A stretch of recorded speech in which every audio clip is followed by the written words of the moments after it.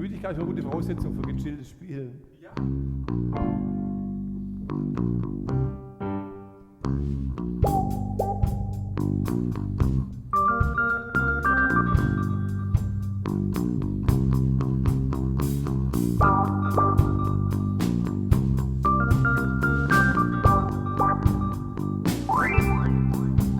going to walk through a few Sulbha Sutras and quickly scan through the rest. I'm going to be talking about how in those times they found the true East and West, which is very important for them because everything is oriented towards East, and we will spend some time in the mechanics of how they found out.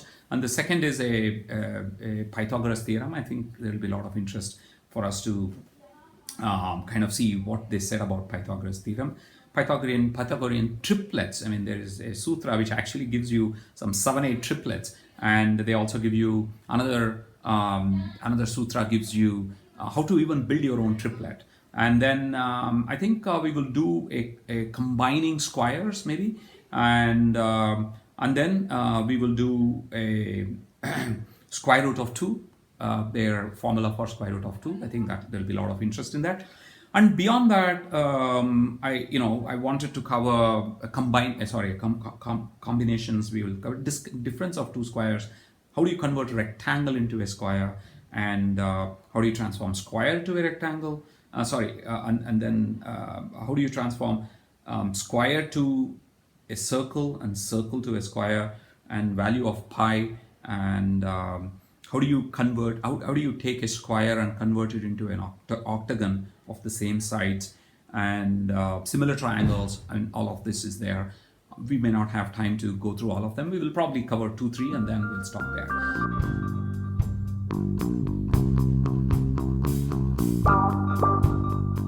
So to begin, let's start with the finding east part of it. What's wrong with a compass? It's not like they didn't know about the compass, but compass does not give you the true east for various reasons. Is that it's a magnetic east. It's not a true east as in the sun rising. There is a difference of few degrees there. And number two, you can't wake up in the morning and then look at where the sun is rising and say that is east, because if you were to say sun's declination, it keeps changing throughout the year. Sun's the position from where it rises keeps shifting and then stops, and then during solstice and then moves back, and then during solstice keep going back and forth. So unless you are looking at it during a equinox day, you can't really tell the true east by looking at the sun. So you needed a easy method. So the easy method is given in the Katyayana Sulbha Sutra, and here is the sutra. I'm just going to read it slowly, just so you know how a sutra looks like, right? So and then we will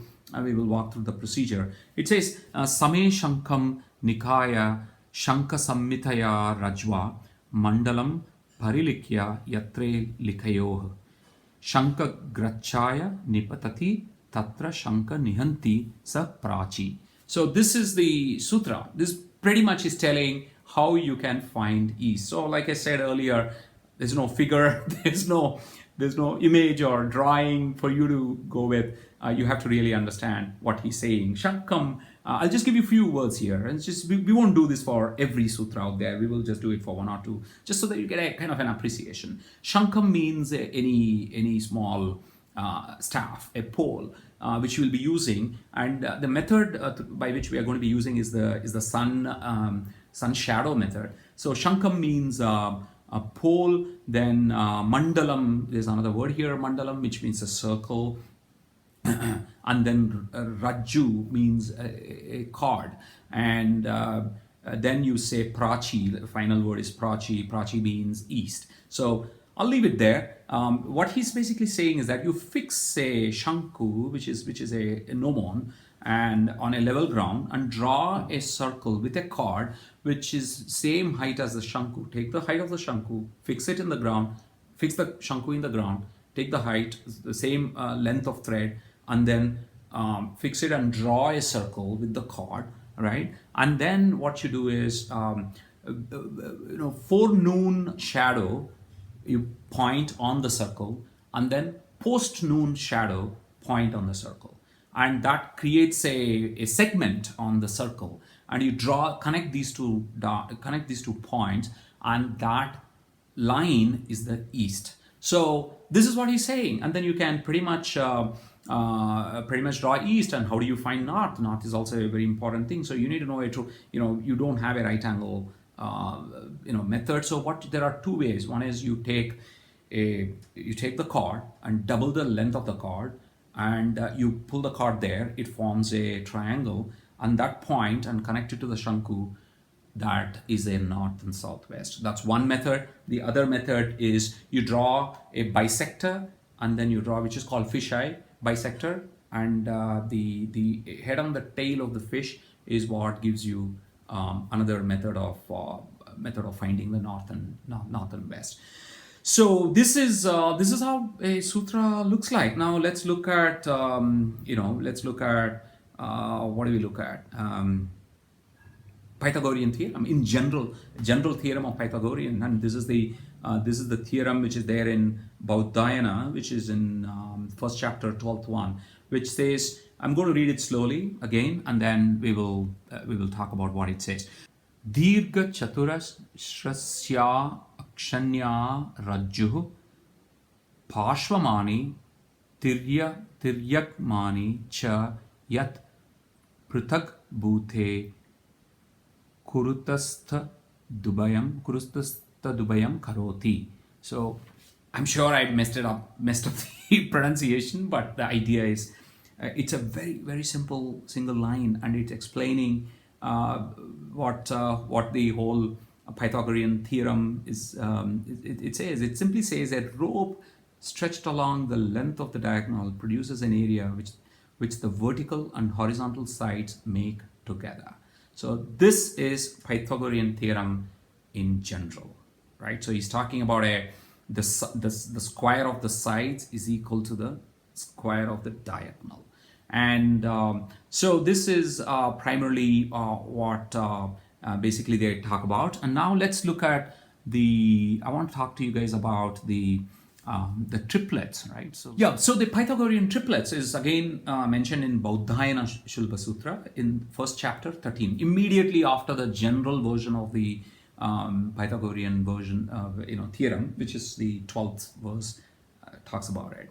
And he gives so many examples. He gives you 1, 2, 3, 4, 5, 6, 6 examples of triplets. The three numbers that constitute some of the Pythagorean numbers. It says Tasam Trika Chatushkayo. Trika Chatushkayo means it's the 3 and the 4 form a triplet, which is 3 and the 4 form 5 square.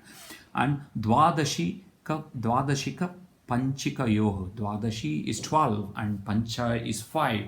So 5 square plus 12 square also form a triplet.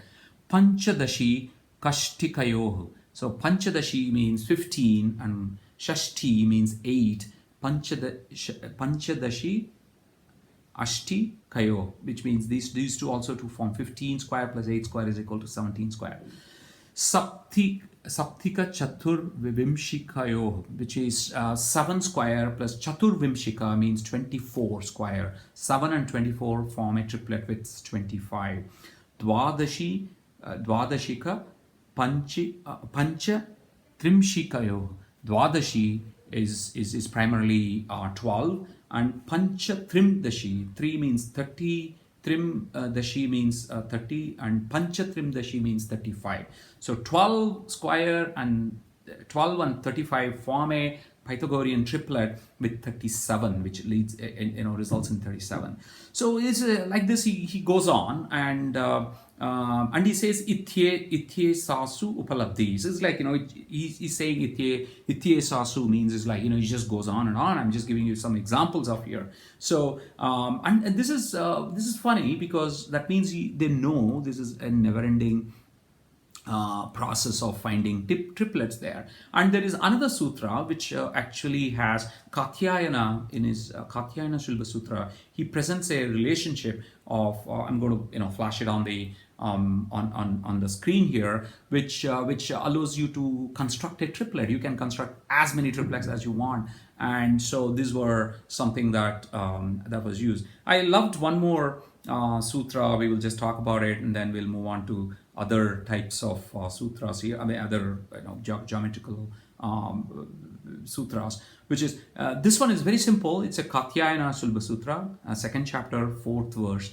It simply says, Padam Tiryangyani Tripada Parshvamani Tasya Akshanya Rajju Shatakarani, which means if you take 1 unit and if you take 3 units on the 1 unit in the vertical and the 3 units on the base, the diagonal makes a 10 unit square. So it's basically saying 1 and 3 form give you a diagonal of root of 10, which means it can make a 10 square. So I thought it was a very interesting calculation that they brought up. Now, if it just goes on and on, and we will talk about I think combining squares, and I think it's a beautiful sutra which actually talks about it, and it's in the Bauddhayana Sulbha Sutra, first chapter, 50th verse, and the sutra reads, Nana Chaturashre Samasyan Khaniyasah Karanya Varshiyaso Vruddham Mulliket Vruddhyasya Akshanyarajju Samasyatoh Parshvamani Bhavati. So this is just like 11-12 words, and in 11-12 words they have just given you the method to take 2 squares and add them, and when you add them you're not going to get a square, but you can they are giving a formula where you can construct a square which is the sum of the area of the individual squares. And primarily he's talking about the take the big one, right, and take the small one, and then mark the side of the small one on the big one, then draw a rectangle, and around that draw a diagonal, and if you take that diagonal as the side of a square of its own, that square is going to be a sum of that area of that square is going to be sum of the areas of these 2 individual squares. It's a mathematical proof which actually helps you do that. Similarly, you have another proof for another Bodhayana's second chapter, second verse, talks about how to subtract. You have 2 squares and you want to subtract the small one from the big one, and the resulting space you want to make it into a square. And it's again very beautiful way of actually doing it. You can actually scale a square. So if you were to given a square, you can now say I want 3 times a bigger square, and you can construct it this way. 3 times bigger area of the square, and you can construct this way. This is next one is a Bauddhayana's second chapter 9th verse, is one of the beautiful verse, which is to transform a square into a circle. I give you a square, you draw a circle whose area is the same as this particular square. And how do you do that? Just with thread, which is a cord, which is Sulbha, and a peg, and that's pretty much it. You don't have any other measurement mechanism. So here he's basically saying take the half of the diagonal, and from the center to the corner of the square, and from there if you were to take an arc, and now on the top side you have the difference. You take 1/3 of the difference, and then you make that as the radius, and then you draw a circle. That will be a circle which has same area as the square.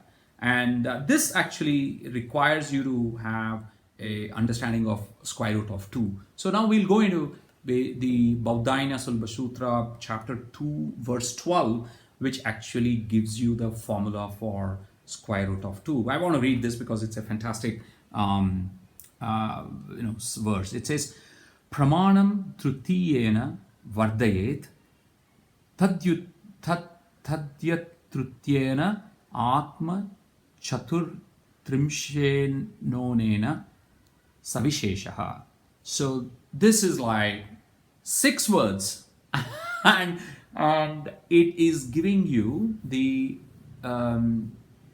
the value of square root of 2 to the 4th degree accuracy. Just 6 words, right? So what if you were to basically unwrap this?